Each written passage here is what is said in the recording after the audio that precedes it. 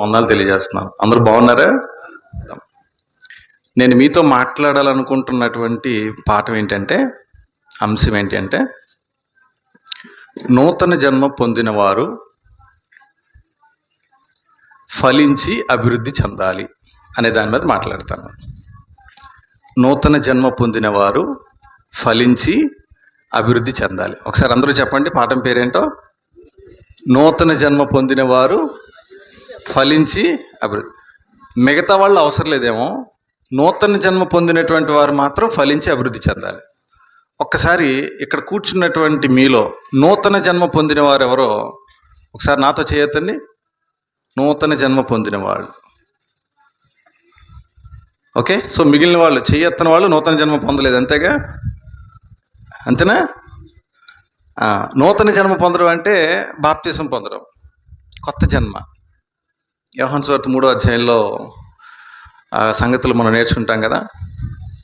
మరొకసారి తల్లి గర్భంలోకి వెళ్ళి నేను జన్మించాలా అని అడిగినప్పుడు ఆ సందర్భంలో నీటి మూలంగాను ఆత్మ మూలంగాను మరలా జన్మించాలి. క్రొత్త జన్మ అనంటే బాప్తిసం పొందడం ద్వారా ఆత్మ మూలంగా జన్మించడం. ఈ పాఠం ఎందుకు చెప్పుకోవాల్సిన అవసరం ఉంది అని అంటే, దేవుడు మనలందరినీ ఫలించి అభివృద్ధి చెందాలని మొదటి నుండి కోరుకుంటున్నాడు. ఫస్ట్ పేజీ నుంచి ఉంది ఆయనకు ఆలోచన. మీరు మీ బైబిల్ ఒకసారి ఓపెన్ చేసి ఫస్ట్ పేజీలో ఆదికాండం 1వ అధ్యాయంలో దేవుడు మనలను ఫలించి అభివృద్ధి చెందాలనేటువంటి ఆలోచన, మనుషులు ఫలించి అభివృద్ధి చెందాలనే ఆలోచన కన్న తండ్రికి ఎప్పటి నుంచో ఉన్నది అనేటువంటిది ఒకసారి చూద్దాం. చూడండి, ఆదికాండం 1వ అధ్యాయం 22వ వచనం, 28వ వచనం చదవండి. దేవుడు వారిని ఆశీర్వదించెను, ఎట్లనగా మీరు ఫలించి అభివృద్ధి పొంది విస్తరించి భూమిని నిండించి దానిని లోపర్చుకొనుడి. మీరు ఫలించి అభివృద్ధి చెంది విస్తరించాలి, ఇది దేవుని యొక్క కోరిక. 8వ అధ్యాయంలో కూడా ఒక మాట చదువుకుందాం. చూడండి, ఆదికాండం 8వ అధ్యాయం 17వ వచనం. పక్షులు, పశువులు, భూమి మీద ప్రాకు ప్రతి జాతి పురుగులు మొదలైన సమస్త శరీరులలో నీతో కూడానున్న ప్రతి జంతువును వెంటబెట్టుకొని వెలుపలికి రావాలను. అవి భూమి మీద బహుగా విస్తరించి భూమి మీద ఫలించి అభివృద్ధి పొందాలి అన్నావు. పక్షుల విషయంలో కావచ్చు, పశువుల విషయంలో కావచ్చు, భూమి మీద దేవుడు కలగజేసినటువంటి భూమి మీద కలగజేసినటువంటి ప్రతి వాటి విషయంలో దేవుని యొక్క ఆలోచన ఏంటి అని అంటే, అవి ఫలించాలి అనేది దేవుని యొక్క ఆలోచన. మనుషుల విషయంలోనైనా, పశువుల విషయంలోనైనా, పక్షుల విషయంలోనైనా, అన్ని విషయాలు ఫలించాలి, ఫలించాలి, అభివృద్ధి చెందాలి, అది దేవుని యొక్క ఆలోచన. యోహాను సువార్త 15వ అధ్యాయంలో ఫలించడానికి సంబంధించినటువంటి కొన్ని సంగతులు మనం అక్కడ నేర్చుకుంటాం. యోహాను సువార్త 15వ అధ్యాయం మొదటి నుంచి మనం కొన్ని మాటలు చదువుకుంటే, నేను నిజమైన ద్రాక్షవల్లిని, నా తండ్రి వ్యవసాయకుడు, నాలో ఫలింపని ప్రతి తీగను ఆయన తీసి పారవేస్తాడు. నేను ఫలించను, నేను ఫలించకుండా ఇట్లాగే ఉంటాను అని అంటే ఏం జరుగుతుందో వాక్యం ఈరోజు మనతో మాట్లాడుతుంది. నేను ఫలించను, నేను అభివృద్ధి చెందను, నేను ఇలాగే ఉంటా, ఎక్కడ వేసిన గొంగళి అక్కడే ఉన్నట్టే ఉంటా అని అంటే, ఈరోజు నీతో బైబిల్ మాట్లాడుతున్నటువంటి సంగతి ఏంటంటే, ఫలింపని ప్రతి తీగ తీసుకెళ్ళి బయట పారేయటమే, అగ్నిలో పడేయటమే. నాలో ఫలింపని ప్రతి తీగను ఆయన తీసి పారవేయును, ఫలించు ప్రతి తీగ మరి ఎక్కువగా ఫలింపవలనని దానిలోని పనికిరాని తీగలను తీసివేస్తాడు. తర్వాత 4వ వచనంలో, నా యందు నిలిచియుండుడి, మీ యందు నేనును నిలిచియుందును. తీగ ద్రాక్షవల్లిలో నిలిచి ఉంటేనే కానీ తనంతట తానే ఎలాగూ ఫలించదో, అలాగే నా యందు నిలిచి ఉంటేనే కానీ మీరును ఫలించరు. ఫలించడం అనేది ఎక్కడ సాధ్యం అవుతుంది అని అంటే, కేవలం క్రీస్తులో ఉంటేనే, దేవునితో ఉంటేనే ఫలించడం సాధ్యం అవుతుంది. వెలుపల ఫలించడం కుదరదు. వెలుపల ఫలించడం అనేది ఏదైనా ఉంది అని అంటే అది భౌతిక సంబంధమైనటువంటి అభివృద్ధి అయి ఉండాలి, ఆత్మ సంబంధమైనటువంటి అభివృద్ధి సాధ్యం కాదు. నేను బాప్తిసం పొందను, కొత్త జన్మ పొందను, కానీ దేవుడు నా జీవితంలో చాలా మేలులు చేస్తున్నాడు అని అంటే అది ఒకవేళ నీకు భౌతిక సంబంధమైందేమో ఒకసారి చెక్ చేసుకో. భౌతిక సంబంధమైంది నీకే కాదు, అందరికీ చేస్తాడు దేవుడు. నువ్వు ఫలించాలి, అభివృద్ధి చెందాలి అని అంటే ఒక నియమం ఉంది. నువ్వు ఎక్కడ ఫలించి అభివృద్ధి చెందాలో ఒక నియమం ఉంది, ఒక ప్లేస్ ఉంది. ఏంటి ఆ ప్లేస్ అని అంటే, క్రీస్తులో ఉండి నువ్వు ఫలించి అభివృద్ధి చెందాలి. అది దేవుడు కోరుకున్నటువంటి ఫలించే విధానం, దేవుడు కోరుకున్నటువంటి అభివృద్ధి చెందేటువంటి విధానం. ఫలించినటువంటి దానిని తీసి పారేస్తానన్నాడు కదా దేవుడు. ఫలించినటువంటి దాన్ని బయట పారేస్తానన్నాడు కదా దేవుడు. ఇది న్యాయమేనా అని కొంతమంది అడిగేవాళ్ళు ఉంటారు. ఇప్పుడు నేను మిమ్మల్ని అడుగుతున్నా ప్రశ్న. మన ఇంట్లో ఫలించని చెట్టు ఒకటి ఉంది. ఏం చేస్తాం? ఒక నెల చూస్తాం, 2 నెలలు చూస్తాం, 3 నెలలు చూస్తాం, 1 సంవత్సరం చూస్తాం, 2 సంవత్సరాలు చూస్తాం. దానికి కాయ లేదు, పూత లేదు, పిందే లేదు. అది ఎందుకు పనికిరాట్లా? ఏం చేస్తాం? మనమైతే ఏం చేస్తాం? మనమైతే అంటే మీరైతే ఏం చేస్తారు? పోన్లే ఉంటే ఉందిలే అని ఉంచేస్తారా? ఇంట్లో ఒక గేదె ఒకటి ఉందనుకుందాం. మామూలుగా గేదె కొన్ని నెలలకో కొన్ని సంవత్సరాలకో దాని టైం ప్రకారంగా, దాని కాలానికి, దాని సమయానికి మనకి అది తిరిగి మళ్ళీ మనకి రాబడి ఇచ్చేటువంటిదిగా ఉండాలి, పాలు ఇచ్చేటువంటిదిగా ఉండాలి. పాలు ఇవ్వట్లా. ఏం చేస్తాం? నాకు తెలియదు, మరి అది ఏం చేస్తారు మీరే చెప్పాలి. ఎవరైనా గేదెలకి సంబంధించినటువంటి ఉంటే తీసి పారేయటమే, బయటికి తీసుకెళ్ళిపోవడమే, కటింగ్కి వెళ్ళిపోతుంది. ఫలించినటువంటి చెట్టును నువ్వే ఇంట్లో ఉంచవు, ఫలించినటువంటి పశువుని నువ్వే ఇంట్లో ఉంచవు, ఫలించినటువంటి నిన్ను మాత్రం సంఘంలో దేవుడు ఉంచుతున్నాడు నువ్వు ఎలా అనుకుంటావు? అసలు ఎలా ఊహిస్తావు అసలు దాన్ని? నువ్వు ఫలించాలని దేవుడు కోరుకుంటున్నాడు. ఫలించడం దేవుని యొక్క కోరిక. నువ్వు ఫలించి అభివృద్ధి చెందడం అనేది దేవుని యొక్క ఆలోచన. నీ ముందున్నటువంటివే ఫలించినప్పుడు, అదొక చెట్టు కావచ్చు, అదొక పశువు కావచ్చు, అదొక ఏదైనా కానీ అది ఫలించినటువంటిది నీ కంటి ముందు ఉంటే దాన్నే నువ్వు ఉంచట్లేదే. నువ్వు ఒక యజమానివి అయితే ఫలాలు ఫలించినటువంటి ఉద్యోగస్తుడిని నువ్వు ఉంచుకుంటావా? ఎవరు ఒకసారి చెప్పండి, మీలో ఎవరైనా యజమానులుగా ఉన్నవాళ్ళు ఉంటే. ఫలించినటువంటి వాడిని, నైపుణ్యం లేనటువంటి వాడిని నేను పనిలోకి పెట్టుకుంటున్నానని చెప్పే యజమానుడు ఎవరున్నారో చెప్పండి. దినములు గడిచే కొద్దీ, కాలము గడిచే కొద్దీ, సమయము గడిచే కొద్దీ మనలో ఫలాలు రావాలి. దేవుడు మనలో ఫలాలను ఆశిస్తున్నాడు. ఒక పాట మనం అప్పుడప్పుడు పాడుకుంటున్నాం. ఫలములను ఆశించిన పరలోక తండ్రి తేరి చూచుచున్నాడు. చెట్టు వైపా మన వైపా? మన వైపు తేరి చూస్తున్నాడు ఆయన. ఎందుకంటే మనం ఫలించేటువంటి వారిగా ఉండాలి. ఒకవేళ ఫలించకపోతే మనకి ప్రయోజనం లేదు, ఫలించకపోతే సంఘానికి ప్రయోజనం లేదు, ఫలించకపోతే నీవు నీ కుటుంబానికి ప్రయోజనకరంగా ఉండవు. మనం ఏ విషయాల్లో ఫలించాలి? ఫలించకపోతే వచ్చేటువంటి నష్టాలు ఏంటి? మనం ఫలించడం వెనక దేవుని యొక్క ఉద్దేశం ఏంటి? ఆలోచన చేయడానికి ప్రయత్నం చేద్దాం. ఒకసారి చూడండి మనం ఏ విషయాల్లో ఫలించాలో ఒకసారి చూద్దాం. కొరింథీయులకు రాసినటువంటి 2వ పత్రిక 8వ అధ్యాయం. కొరింథీయులకు రాసినటువంటి 2వ పత్రిక 8వ అధ్యాయం 7వ వచనంలో అపోస్తలుడైన పౌలు గారు మీరు ప్రతి విషయం ఫలించి అభివృద్ధి చెందడానికి సంబంధించి ఒక విషయాన్ని తెలియజేస్తున్నారు. చదువుకుందాం 7వ వచనం. మీరు ప్రతి విషయంలో అనగా విశ్వాసమందును, ఉపదేశమందును, జ్ఞానమందును, సమస్త జాగ్రత్త యందును, మీకు మా ఎడలో ఉన్న ప్రేమ యందును ఎలాగ అభివృద్ధి పొందుచున్నారో అలాగే మీరు ఈ కృపయందు కూడా అభివృద్ధి పొందినట్లు చూచుకొనుడి. ఒక 5 రకాలైనటువంటి అభివృద్ధుల గురించి ముఖ్యంగా ఇక్కడ పౌలు గారు మాట్లాడుతున్నారు. క్రైస్తవులైనటువంటి వారు, క్రొత్త జన్మ పొందినటువంటి వారు ఈ 5 విషయాల్లో అభివృద్ధి చెందాలి. ఏంటి 5 విషయాలు అంటే, మీరు ప్రతి విషయంలో అని అన్నాడు. ప్రతి విషయంలో అన్నటువంటి పౌలు గారు ఆ ప్రతి విషయం అంటే ఏంటో 5 మాటల్లో చెప్పాడు. ఏంటి 5 మాటలు? 1 విశ్వాస విషయంలో అభివృద్ధి పొందాలి. 2 ఉపదేశ విషయంలో అభివృద్ధి పొందాలి. అలాగే జ్ఞానములో అంటే దేవుని యొక్క జ్ఞానము అనేటువంటి విషయంలో అభివృద్ధి చెందాలి. ఇంకా ప్రేమ విషయంలో అభివృద్ధి చెందాలి. అలాగే కృప విషయంలో కూడా అభివృద్ధి చెందాలి. 5 విషయాలు.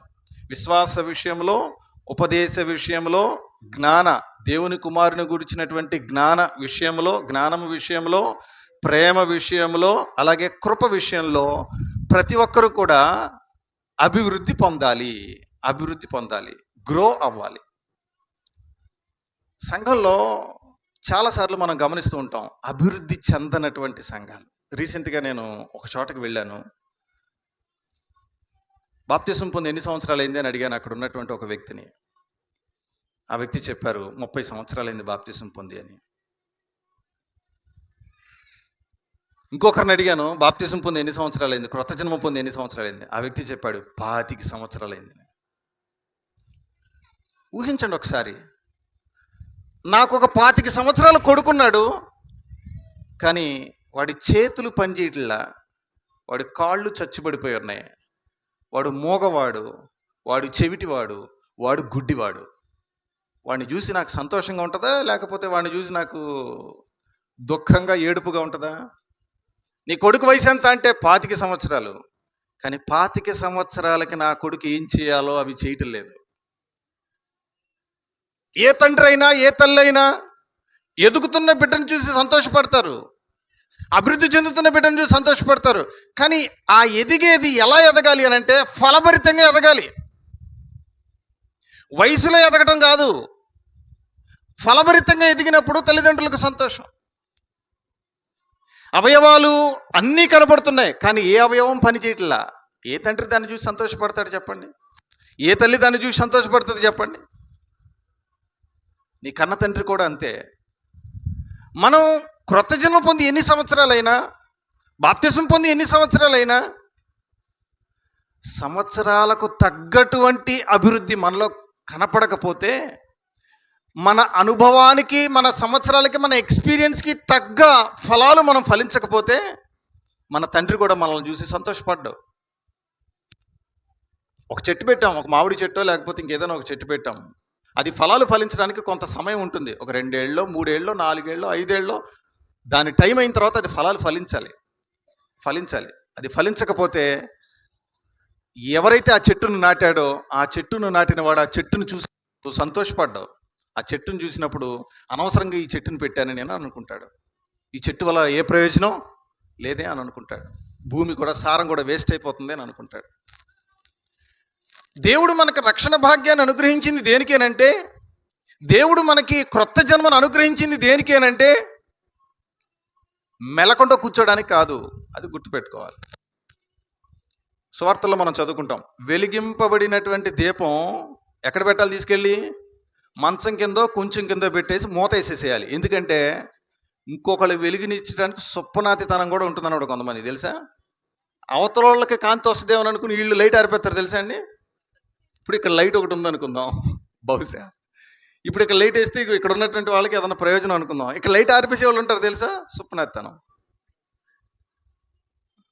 వాళ్ళకి కూడా ఎంతో కొంత ప్రయోజనం ఉంటుంది. వాళ్ళ ప్రయోజనం కాసేపు పక్కన పెట్టండి, యువతల వాళ్ళకి ఇంకేదన్నా ప్రయోజనం కలుగుతుందంటే లైట్ ఆరిపేసే వాళ్ళు ఉంటారు.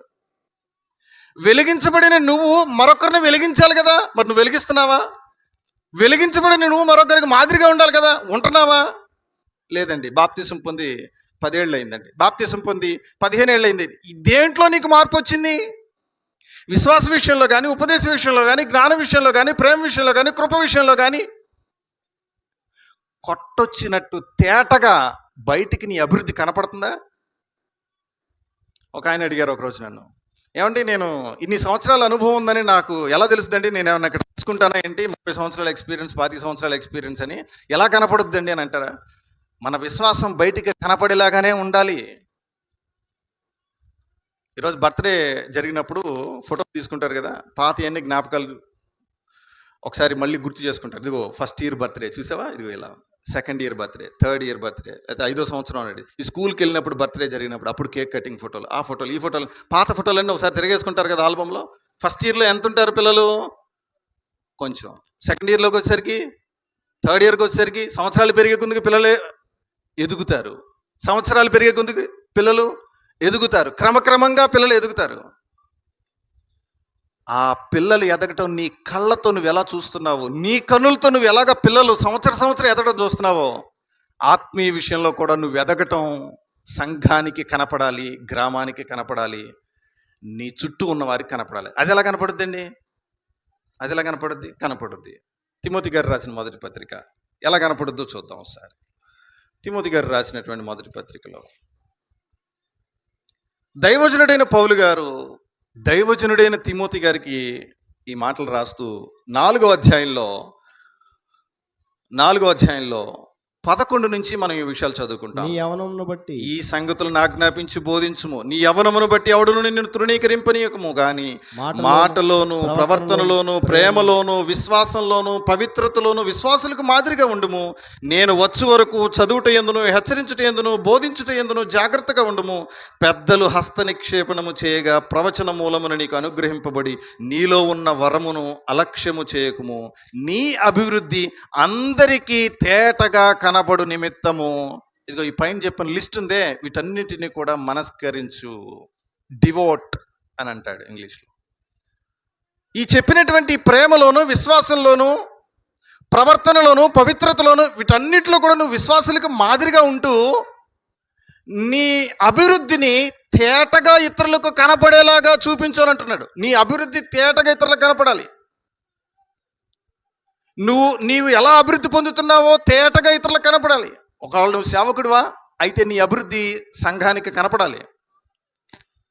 ఏమండి, సేవకుడు అయినటువంటి నీవు నీ అభివృద్ధి, నీ విశ్వాసంలో ఎంత అభివృద్ధి చెందావో, జ్ఞానంలో నువ్వు ఎంత అభివృద్ధి చెందావో నీ విశ్వాసులకి, నీ దగ్గర ఉన్నటువంటి స్థానిక సంఘం యొక్క సభ్యులకి తెలియాలి. ఒకవేళ నువ్వు విశ్వాసివా అయితే నీ ఇరుగు పొరుగు వారికి, నీ తోటి సంఘ సభ్యులకి నీకున్న విశ్వాసం ఏంటో, నీకున్న పవిత్రత ఏంటో, నీ ప్రవర్తన ఏంటో, నీ మాట ఏంటో, నీ జ్ఞానం ఏంటో అవి ఇతరులకు తేటగా కనపడాలి. వెలిగింపబడిన నీవు దీపస్తంభం మీద నుండి నలుగురికి కాంతినిచ్చే దీపంలాగా ఉండాలి. నలుగురిని క్రీస్తునొద్దకు నడిపించి కాంతిని పంచేలాగా నువ్వు ఉండాలి తప్ప నేను మెలకుండా కూర్చుంటాను అంటే అది కుదరదు. నేను బాప్తిసం పొందేశానండి, క్రొత్త జన్మ పొందేశానండి, ఇక పరలోకానికి నాకు టికెట్ వచ్చేసిందండి నువ్వు అనుకుంటే నీ అంత అమాయకుడు ఇంకొకడు లేడు భూమి మీద. క్రొత్త జన్మ పుట్టగానే, క్రొత్త జన్మ జన్మించగానే అయిపోలేదు. జన్మించిన వారు ఫలించి అభివృద్ధి చెందాలి. ఖచ్చితంగా ఫలించి అభివృద్ధి చెందాలి. ఏ విషయాలు అభివృద్ధి చెందాలి అని అంటే విశ్వాస విషయంలో, అలాగే కృప విషయంలో, జ్ఞానం విషయంలో, ప్రేమ విషయంలో, ఉపదేశ విషయంలో, అన్ని విషయములలో. అందుకే అంటాడు అన్ని విషయములలో అని చెప్పి 5 గురించి ప్రాముఖ్యంగా మాట్లాడుతూ అన్ని విషయములలో మీరు అభివృద్ధి చెందాలి, విశ్వాసంలో అభివృద్ధి చెందాలని ఆయన చెప్పినటువంటి మాటలను 1-2 మాటలు గుర్తు చేసుకుందాం. చూడండి, కొరింథీయులకు రాసినటువంటి 2వ పత్రిక 10వ అధ్యాయం ఒకసారి తీసి చూద్దాం. కొరింథీయులకు రాసినటువంటి 2వ పత్రిక 10వ అధ్యాయం 15వ వచనం చదువుకుందాం. మేము మేరకు మించి ఇతరుల ప్రయాస ఫలములలో భాగస్థులం అనుకుని అతిశయపడము. మీ విశ్వాసము అభివృద్ధి అయిన కొలది. విశ్వాసం ఏమవ్వాలంట? రోజు రోజుకి ఏమవ్వాలి? విశ్వాసం సన్నగిల్లిపోవాలా? అభివృద్ధి చెందాలా? అభివృద్ధి చెందాలి. అభివృద్ధి చెందాలి అంటే ఏం చేయాలి? కొత్త జన్మ పొందిన రోజుల్లోనేమో దేవునిపై బాగా ఆధారపడడం, దేవునిపై బాగా నిరీక్షించడం, దేవుని సహాయాన్ని కోరుకోవడం. కాలాలు గడిచే ముందుగా ఏమవుతుంది అంటే దేవునిపై ఆధారపడడం తగ్గిపోతుంది. మనుషుల మీద ఆధారపడడం, తర్వాత పేరు ప్రఖ్యాతుల మీద ఆధారపడడం, తర్వాత భూ సంబంధమైనటువంటి వాటి మీద ఆధారపడడం. సేవకులు అనబడినటువంటి వాళ్ళ పరిస్థితి అలాగే ఉంది. విశ్వాసులు అనబడినటువంటి వాళ్ళ పరిస్థితి కూడా అలాగే. విశ్వాస విషయంలో నువ్వు అంతకంతకు నువ్వు అభివృద్ధి చెందాలి. అలా నువ్వు అంతకంతకు అభివృద్ధి చెందేలాగా ఉండాలనేటువంటిది దేవుడు కోరుకుంటున్నాడు. అపోస్తలులు అదే కోరుకున్నారు. ఫిలిప్పీలకు రాసినటువంటి పత్రికలు కూడా ఆ మాట మనం చూస్తాం. చూడండి, ఫిలిప్పీలకు రాసినటువంటి పత్రిక 1వ అధ్యాయం 26వ వచనం చదువుకుంటే కూడా మనకి అక్కడ ఆ మాటను మనం చదువుకుంటాం. ఫిలిప్పీ పత్రిక 1:26, క్రీస్తు యేసునందు మీకున్న అతిశయం అధికమగునట్లు మీరు విశ్వాసమందు అభివృద్ధియు ఆనందమును పొందు నిమిత్తము నేను జీవించి మీ అందరితో కూడా కలిసి ఉందునని నాకు తెలియను. విశ్వాస విషయంలో మీరు అందరూ అభివృద్ధి చెందాలి. దానికోసమే నేను మీకు వాక్యం చెప్తున్నాను అని మాట్లాడుతున్నాడు. అవతల వ్యక్తికి వాక్యం ఎందుకు చెప్తున్నారు అని అంటే నీకు విశ్వాసం అభివృద్ధి చెందాలి. ఎందుకంటే వినుట వలన విశ్వాసం వస్తుంది. అవతల వ్యక్తుల విశ్వాసాన్ని అభివృద్ధి చేయడానికి వాక్యాన్ని నువ్వు ప్రకటించాలి, వాక్యాన్ని బోధించాలి. సేవకుడైనటువంటి వాడు, విశ్వాసి అనబడినటువంటి వాళ్ళు వాక్యాన్ని బాగా వినాలి. అప్పుడే విశ్వాసం అభివృద్ధి చెందుతుంది. విశ్వాసం అభివృద్ధి చెందేది అద్భుతాలు చూడటం ద్వారా కాదు, సూచక్రియలు చూడటం ద్వారా కాదు. విశ్వాసం అభివృద్ధి చెందేది వాక్యాన్ని చదవడం ద్వారా, వాక్యాన్ని నేర్చుకోవడం ద్వారా, వాక్య ప్రకారంగా జీవించడం ద్వారా విశ్వాసం అభివృద్ధి చెందాలి. అది సరైనటువంటి విశ్వాసం, దేవుడు కోరుకున్నటువంటి విశ్వాసం. నువ్వు చూసి నమ్మేటువంటి విశ్వాసం కాదు దేవుడు కోరుకునేది. నువ్వు చదివి, నువ్వు నేర్చుకుని, నువ్వు విని దాన్ని అనుసరించి నడుచుకునేటువంటి విశ్వాసం ఏదైతే ఉందో ఆ విశ్వాసాన్ని దేవుడు ఎల్లప్పుడూ స్వాగతిస్తాడు అనేది మనం గుర్తుపెట్టుకోవాలి. విశ్వాస విషయంలో నువ్వు అభివృద్ధి చెందుతూ వెళ్ళాలి. అలాగే ఉపదేశ విషయంలో నువ్వు అభివృద్ధి చెందాలి. ఉపదేశించేటువంటి ఉపదేశకులు ఇక్కడ ఎవరైనా ఉన్నారేమో, ఒక్కసారి నేను మీ కొరకు 2 మాటలు చెప్పవాలని అనుకుంటున్నాను. నువ్వు నూతన జన్మ పొందిన క్రొత్తలో ఎటువంటి ఉత్సాహంతో నువ్వు ఉన్నావు, ఎటువంటి ఉజ్జీవంతో నువ్వు ప్రసంగించావు, ఆ తర్వాత ఏమైపోయింది ఆ ఉజ్జీవం? దేని మీద నీ ఫోకస్? ఉపదేశ విషయంలో అభివృద్ధి చెందమని అంటే స్టైల్గా మాట్లాడడంలో కాదు అభివృద్ధి చెందేది. ఉపదేశ విషయంలో అభివృద్ధి చెందమంటే వేసుకునే వస్త్రధారణలో కాదు అభివృద్ధి చెందడం. ఉపదేశ విషయంలో అభివృద్ధి చెందమనంటే రకరకాలైన పిట్ట కథలు చెప్పడం కాదు అభివృద్ధి చెందడం అంటే. నువ్వు ఉపదేశ విషయంలో అభివృద్ధి చెందాలి అని అంటే నీ ఉపదేశము చాలా క్రమమైనటువంటిదిగా ఉండాలి. అది ఇతరులకు కనపడాలి, విశ్వాసులకు కనపడాలి, అది సంఘ సభ్యులకు కనపడాలి, అది అందరికీ తేటగా కనపడు నిమిత్తము అని అనేసాడు. అందుకే పౌలు గారు తిమోతి గారితో మాట్లాడుతూ, నువ్వు బోధించుట ఎందు, హెచ్చరించుట ఎందు నువ్వు ఎంత జాగ్రత్త కలిగి ఉంటావో అది వాళ్ళు చూడాలి. నిన్ను గురించి, నీ బోధన గురించి నువ్వు జాగ్రత్తగా ఉండు. అలా చేస్తే నిన్ను నువ్వు రక్షించుకుంటావు, నీతో పాటు ఉన్న వాళ్ళని కూడా రక్షిస్తావు. ఒకవేళ అలా చేయకపోతే నువ్వు వెళ్తావు, నీతో పాటు ఉన్న వాళ్ళని తీసుకెళ్తావు. ఉపదేశించేటువంటి వాడు ఉపదేశపు విషయంలో అభివృద్ధి చెందాలి. ఆనాడు ఉపదేశానికి నువ్వు ఏ విధమైనటువంటి సిద్ధపాటు కలిగి ఉన్నావు, ఈనాడు అలాగే ఉన్నావా సిద్ధపాటుకు సంబంధించి? లేదా కొంతకాలం అయ్యేసరికి అహంకారం పెరిగిపోయి నా అంతటి వాడు లేడనుకొని కాలరెగరేసి పేరు ప్రఖ్యాతులకు పోయి కీర్తి ప్రతిష్టలకు పోయి వాక్యము తక్కువైపోయి పిట్ట కథలు ఎక్కువైపోయి, వాక్యము తక్కువైపోయి సెల్ఫ్ డబ్బా ఎక్కువైపోయి, వాక్యం తక్కువైపోయి ఉపదేశం తక్కువైపోయి వాళ్ళ గురించి, వాళ్ళ ఫ్యామిలీ గురించి, వాళ్ళ అమ్మ గురించి, వాళ్ళ నాన్న గురించి, వీళ్ళ గురించి మాట్లాడుకుంటూ, వాక్యం తక్కువైపోయి లోక సంబంధమైన భౌతిక సంబంధమైన కబుర్లు చెప్పుకుంటూ కాలక్షేపం చేస్తూ వెళ్తున్నారా? ఒకసారి ఆలోచించే. మనం చదువుకున్నటువంటి 5 విషయాల్లో జాగ్రత్తగా ఉండాలి. 5 విషయాల్లో మనము ఈ 5 విషయాలు అభివృద్ధి చెందాలని చెప్పినప్పుడు సమస్త విషయాల్లో జాగ్రత్తగా ఉండమని కూడా చెప్పాడు అక్కడ. మనం ఏం వింటున్నామో మనం జాగ్రత్తగా చూసుకోవాలి. ఒకవేళ మనం ఏది పెడితే అది వినేస్తే అది మనకి క్షేమము కాదు, అది మనకి ఫలములు ఫలించేటువంటి జీవితానికి మనల్ని నడిపించదు, అభివృద్ధి చెందడానికి మనకు అది దోహదపడదు. వినవలసింది వింటేనే మనం మన జీవితాలు అభివృద్ధి చెందుతాం. విశ్వాస విషయంలో అభివృద్ధి చెందాలి. ఉపదేశ విషయంలో ఉపదేశకులు ఎవరైతే ఉన్నారో, దేవుడు ఎవరికి ఆ తలాంతును అనుగ్రహించాడో, ఉపదేశమైన తలాంతును అనుగ్రహించారో వారు ఉపదేశ విషయంలో కూడా అభివృద్ధి చెందాలి. అంతకంతకు ఉపదేశ విషయంలో అభివృద్ధి చెందాలి. అంతకంతకు మెరుగైనటువంటి ఉపదేశ క్రమంలోనికి ముందుకు వెళ్ళాలి తప్ప వెనక్కి వెళ్ళిపోయేటువంటి పరిస్థితిలోనికి వెళ్ళకూడదు. చదవగా అనంట ఏమైందంటే ఉన్నది కాస్త పోయింది అన్నట్టుగా అట్లా తయారవ్వకూడదు. ఫస్ట్ అంట కాకరకాయ అన్నాడంట, తర్వాత ఏమో చదవగా కేకరకాయ అన్నాడంట. అలా కాకూడదు. నీకు అనుభవం పెరిగే కొద్దిగా నిన్ను చూసి ఇతరులు నేర్చుకునేటువంటిది ఎక్కువ ఉండాలి. నీ ఉపదేశ క్రమంలో నీవు ఖచ్చితంగా అభివృద్ధి చెందాలి. ఇది 2వ విషయం. 3వది జ్ఞానంలో కూడా మనం అభివృద్ధి చెందాలి. 5 విషయాలు మనం తెలుసుకొని మనం ముగించుకుందాం. జ్ఞాన విషయంలో కూడా అభివృద్ధి చెందాలి.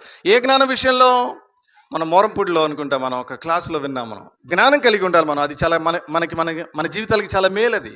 ఏ జ్ఞానం అనంటే భౌతిక సంబంధమైనటువంటి జ్ఞానం వలన కాదు. మరి ఏ జ్ఞానం అనంటే వాక్యానికి సంబంధించిన జ్ఞానం, సత్యమునకు సంబంధించిన జ్ఞానం, అనుభవ జ్ఞానం మనకి చాలా అవసరం. మనం చదువుకుంటాం కదా, మనుషులందరూ రక్షణ పొందవలెనని దేవుడు ఇచ్చయించుకుని ఉన్నాడు. మనుషులందరూ రక్షణ పొంది ఏం చేయాలని దేవుడు కోరుకుంటున్నాడు అని అంటే సత్యమును గురించిన అనుభవ జ్ఞానము పొందాలి. ఏమంటే ఒక్కసారి అందరూ నేను చెప్పే మాటల మీద దృష్టి పెట్టండి. మనుషులందరూ రక్షణ పొంది ఇంట్లో ఉంటే చాలు అని అంటే ఎంత బాగుండేదో కదా. మనుషులందరూ రక్షణ పొంది ఓ మూలన కూర్చుంటే చాలు అని ఉంటే ఇంకెంత బాగుండేదో. కానీ అట్లా రాసిలేదు అక్కడ. మరేమనుంది? చదివేస్తారు ఒకసారి వచ్చును. తిమోతి గారు రాసిన మొదటి పత్రిక 2వ అధ్యాయం 4వ వచనం. గుడ్. 2వ అధ్యాయం 4వ వచనం. ఆయన మనుషులందరూ రక్షణ పొంది సత్యమును గూర్చిన అనుభవ జ్ఞానం పొందాలని ఇచ్చించుచున్నాడు. సత్యమును గూర్చిన అనుభవ జ్ఞానం అంటే సత్యము అంటే వాక్యాన్ని గురించిన జ్ఞానం పొంది ఉండాలి. ఎటువంటి జ్ఞానం అయి ఉండాలంటున్నాడు? ఏమండోయ్, వాక్యాన్ని గురించిన జ్ఞానం కాదు. ఏమంటున్నాడు? వాక్యమును గురించిన అనుభవ జ్ఞానం. సత్యమును గురించిన జ్ఞానం కాదు, సత్యమును గురించిన అనుభవ జ్ఞానం. అనుభవం అంటే ఎప్పుడు వస్తుంది? అనుభవం అంటే ఎప్పుడు? కాలాన్ని బట్టి, సమయాన్ని బట్టి. నీకు ఆ ఎక్స్పీరియన్సే. నీకు ఎన్ని సంవత్సరాల ఎక్స్పీరియన్స్ అంటే నాకు 5 సంవత్సరాల ఎక్స్పీరియన్స్, నాకు 6 సంవత్సరాల ఎక్స్పీరియన్స్ అని అంటే కాలాన్ని బట్టి, సమయాన్ని బట్టి నీ అనుభవం మారుతుంది. ఆ అనుభవాన్ని బట్టి నీ జ్ఞానం అనేది వృద్ధి చెందాలి. అనుభవాన్ని బట్టి నీ జ్ఞానం వృద్ధి చెందాలి. వాక్య విషయంలో కూడా సంవత్సరాలు గడిచే కొందుగా నువ్వు జ్ఞాన విషయంలో నువ్వు అభివృద్ధి చెందాలి. సత్యమును గూర్చిన అనుభవ జ్ఞానము నీవు కలిగి ఉండాలి. మనుషులందరూ రక్షణ పొంది ఉండాలని దేవుడు కోరుకుంటున్నాడు అని అంటే ఎంత బాగుండేదో. కానీ అక్కడ అంత మాత్రమే రాసలేదు. మరి ఏమనుందంటే మనుషులందరూ రక్షణ పొంది సత్యమును గురించినటువంటి జ్ఞానము, అనుభవ జ్ఞానము కలిగి ఉండాలి. జ్ఞానం కలిగి ఉండాలి. దైవ జ్ఞానం కలిగి ఉండాలి. దేవుని కుమారుని గురించినటువంటి జ్ఞానం కలిగి ఉండాలి. దానికి సంబంధించి మరొక మాట మనం చదువుకుందాం. చూడండి, కొలసీలకు రాసినటువంటి పత్రిక 1వ అధ్యాయంలో 9-10 వచనాల్లో దానికి సంబంధించి ఒక మాట చదువుకుందాం. కొలసీలు రాసిన పత్రిక 1వ అధ్యాయం 9-10 వచనాలు. అందుచేత ఈ సంగతి వినిన నాటి నుండి ఉమ్, మేమును మీ నిమిత్తము ఉమ్, ప్రార్థన చేయటం మానక ఉమ్, మీరు సంపూర్ణ జ్ఞానమును ఆత్మ సంబంధమైన వివేకం గలవారు. ఏమంటే ఎంత జ్ఞానం కావాలంట?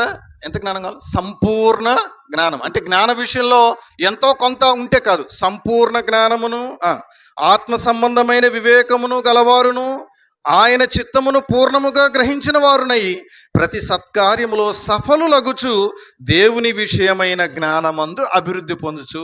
ఏ విషయమైన జ్ఞానంలో? దేవుని విషయమైన జ్ఞానంలో అభివృద్ధి చెందాలి. ఏమండి, ఇక్కడ ఉన్నారు కదా బాప్తిసం పొందిన వాళ్ళందరూ, మీరందరూ ఈ అనుభవ జ్ఞానం పొందుతున్నారా? జ్ఞానములో సంపూర్ణ జ్ఞానం దిశగా ముందుకు వెళ్తున్నారా? మీరందరూ ఇలాగే అభివృద్ధి పొందుతున్నారా? సంవత్సరాలు గడిచే కొద్దీ, నెలలు గడిచే కొద్దీ దైవ సంబంధమైనటువంటి జ్ఞాన విషయాలు అభివృద్ధి పొందుతున్నారా?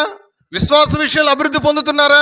మీ విశ్వాసము అందరికీ తేటగా కనపడేలాగా మన జీవితాల్లో మనం జీవించగలుగుతున్నామా? ఒకసారి ఆలోచించండి. కొలసీలో ఉన్నటువంటి సంఘానికి పౌలు గారు మాట్లాడుతూ చెప్తున్నాడు, సంపూర్ణమైనటువంటి జ్ఞానం దిశగా మీరు వెళ్ళాలి. దేవుని గురించినటువంటి జ్ఞాన విషయంలో మీరు అభివృద్ధి పొందాలి. అలా అభివృద్ధి పొందడం అనేటువంటిది మీరు ప్రభువుని సంతోషపెట్టినట్టు అవుతుంది. అంటే దేవుడు సంతోషపడేది, ప్రభువు సంతోషపడేది ఎప్పుడంటే నువ్వు అభివృద్ధి చెందినప్పుడు సంతోషపడతారు. నీకు జ్ఞానం సంపూర్ణమవుతున్నప్పుడు ఆయన సంతోషపడతాడు. నువ్వు జ్ఞానం లేనోడిగా ఉంటే, బుర్ర లేనోడిగా ఉంటే నేను చూసి సంతోషపడ్డా ఆయన. దైవ సంబంధమైనటువంటి విషయాల్లో నీకు జ్ఞానం అవసరం. మీరు సామెతల గ్రంథం చదువుకున్నప్పుడు ఒక మాట చదువుకుంటారు మీరు, జ్ఞానము కలిగినటువంటి కుమారుడు తన తండ్రిని తన తల్లిని సంతోషపెడతాడు. జ్ఞానం లేనటువంటి వాడు తన తల్లిని దుఃఖపెడతాడు, తల్లిదండ్రులు దుఃఖపెడతాడు. నీకు జ్ఞానం లేదా? అయితే నువ్వు నీ తండ్రిని నీ తల్లిని దుఃఖపెడుతున్నావు. నువ్వు ఏ విషయంలో జ్ఞానం అని అనుకుంటున్నారా? దేవుని యొక్క వాక్యానికి సంబంధించినటువంటి జ్ఞానం నీకు ఉండాలి. ఎన్నిసార్లు విన్నా, ఎన్నిసార్లు చెప్పినా నాకేమాత్రం జ్ఞానం బుర్రకెక్కట్లేదండి అని అంటే, నేను చూసి ప్రభు సంతోషపడుతున్నాడు దుఃఖపడుతున్నాడు ఒకసారి ఆలోచించి. వయసు పెరుగుతుంది కానీ బుర్ర పెరగట్లేదు, వయసు పెరుగుతుంది కానీ ఫలాలు ఫలించేటువంటి జీవితం కాగలేదు. అలాంటి వారిని చూసి యేసు ప్రభు సంతోషపడ్డు. యేసు ప్రభు ఒకరోజు వెళ్తున్నప్పుడు మార్గంలో ఒక చెట్టు కనపడింది. మీ అందరికీ తెలుసు కదా ఉపమానం. చూశాడు, కాయలు చూశాడు, కాయలు లేవు, పూత లేదు, పిందె లేదు, ఫలాలు లేవు. వెరీ గుడ్, శబాష్ అని అనలేదు. మరి ఏమన్నాడు? వేస్ట్, తీసేయండి. క్రైస్తవులమైనటువంటి మనము, క్రొత్త జన్మ పొందినటువంటి మనము కూడా ఫలాలు ఫలించకపోతే గొడ్డలి చెట్టు వేరునుంది అనేది గుర్తుపెట్టుకో. ఏంటి ఆ వచనం డిలీట్ చేశారేంటి? దీంట్లో నుంచి కొట్టేసుకున్నారేంటి ఆ వచనం బైబిల్లో నుంచి? ఆ చెట్టు అంటే ఎవరో, ఆ చెట్టు అంటే ఏమిటో అని అనుకుంటున్నావా? ఫలాలు ఫలించకపోతే నా స్థితి అదే, నీ స్థితి అదే అని మర్చిపోవద్దు. విశ్వాస విషయంలో నువ్వు అభివృద్ధి చెందాలి.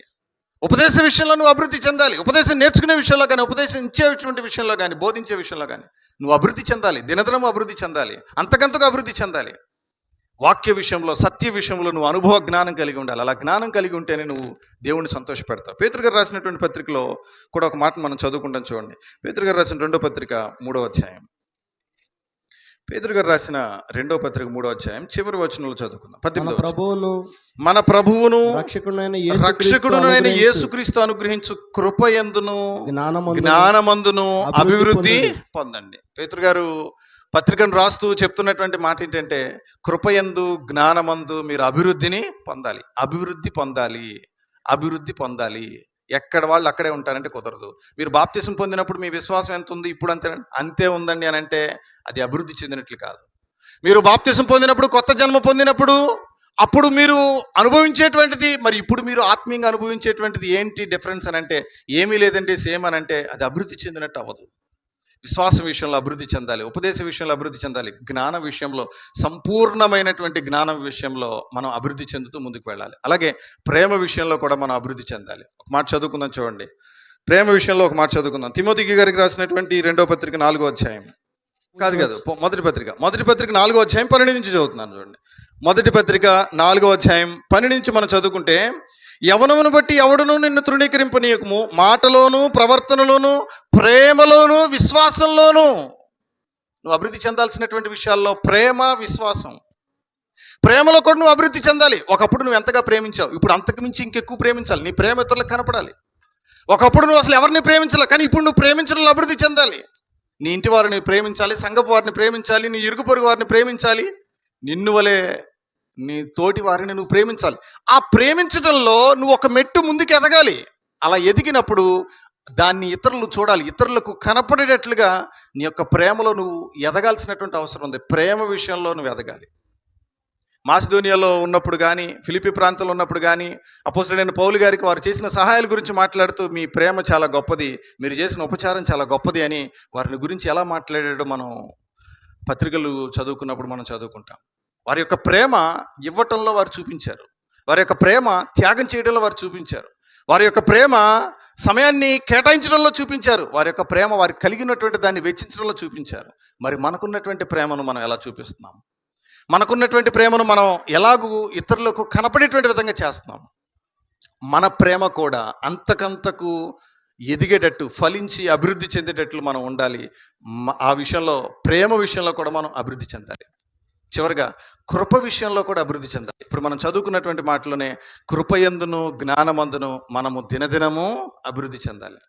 దేవుని యొక్క మహాకృపలో, అలాగే దేవుని యందలి విశ్వాస విషయంలో, అలాగే ప్రేమ విషయంలో, జ్ఞాన విషయంలో, అన్ని విషయాల్లోనూ కూడా మనం ఎదిగేటువంటి వారుగా ఉండాలి. ఒకవేళ మనం ఎదగకపోతే, ఎదిగేటువంటి వారుగా ఉండకపోతే దేవుడు మనలను చూసి సంతోషించడు. మనుషులందరూ రక్షణ పొందాలని, ఆ రక్షణ పొందినటువంటి వారందరూ సత్యమును గురించిన, అనగా వాక్యమును గురించిన అనుభవ జ్ఞానము కలిగి ఉండాలని దేవుడు కోరుకుంటున్నాడు. మనందరం కూడా అలాంటి అనుభవ జ్ఞానం కలిగి ఉంటూ దేవుణ్ణి సంతోషపెట్టేటువంటి వారుగా ఉందాం. ఇంకా ఎవరైనా అభివృద్ధి అవసరం లేదు, లేకపోతే నేను ఫలించాల్సిన అవసరం లేదు, నేను ఎక్కడ ఉన్నటువంటి వాడిని అక్కడే ఉండిపోతాను అనుకుంటే అది దేవుణ్ణి సంతోషపెట్టేటువంటిది కాదు అని గుర్తుపెట్టుకొని, ఫలించడానికి, అభివృద్ధి చెందడానికి స్థానిక సంఘానికి పలుసార్లు రావటం, సేవకునితో కలియటం, సంఘ సభ్యులతో కలవటం, సమాజముగా కూడటం, సంఘ కార్యక్రమాలన్నిటికీ హాజరవ్వటం, ఎక్కువగా వాక్యాన్ని వినటం, వాక్యాన్ని నేర్చుకోవడం ద్వారా విశ్వాసాన్ని బలపరుచుకొని రానైన దినాల్లో మరి ఎక్కువగా మన విశ్వాసం విషయంలోనూ, ప్రేమ విషయంలోనూ, ప్రవర్తన విషయంలోనూ అన్నిట్లోనూ అభివృద్ధి చెందుతూ దేవుడు కోరుకున్న రూపంలో మనం అందరం ముందుకు కొనసాగుదాం. శ్రద్ధగా సహకరించిన మీ అందరికీ నా హృదయపూర్వక వందనాలు తెలియజేస్తాను.